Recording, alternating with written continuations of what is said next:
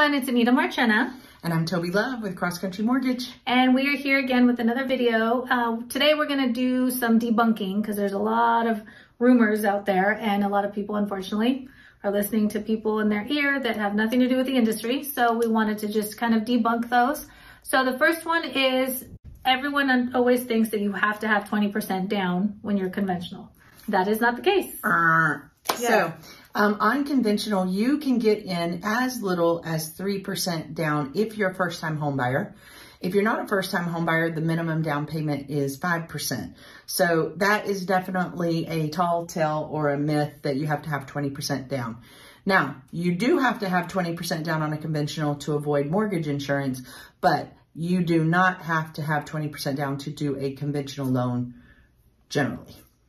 And then another one that a lot of people always question is, hey, I'm working, but then I just switched jobs recently. So how does that look in a lender's eyes? Awesome. So if the new job is in the same line of work, it's perfectly fine. If the job is in a different line of work, but we can tie the two jobs together so it was doing similar things, that could still work. Now, if you go from being a foreman on a construction site to working administrative duties in an office, that could cause a problem. But again, it depends on what you were doing at the construction site and what you're doing in that admin office. Sometimes a good letter of explanation will link the two together and we could use it. So I would still say that's debunked. Yes. And always at least ask the question so that you know, don't just assume that you can't because you switched jobs, because there's always ways to figure things out. Always make sure you ask. Don't just assume that you can't get qualified just because you switched jobs. So it's always good to ask. Yep. So always reach out. Don't disqualify yourself. Yes. Let me do that. And then thirdly is job history. So most people think they have to have so much job history. Yep. So the general rule of thumb is a 2-year work history.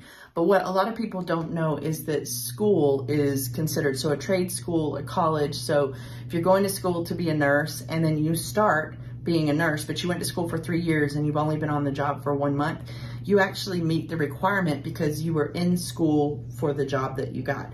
So not always 2 years. So if we just threw a blanket out there and it covered all the people that didn't have 2 years of job history, there may be a lot of people under that blanket that could qualify for a home because they had schooling that completed that 2-year history. So that's cool. I honestly didn't know that. I thought you had to actually be working, getting a paycheck, but apparently going to school counts. So yay. Yeah, absolutely. Now you do have to be working, but your school counts as the history. Right. So yeah. Okay. So hope this information helped you guys.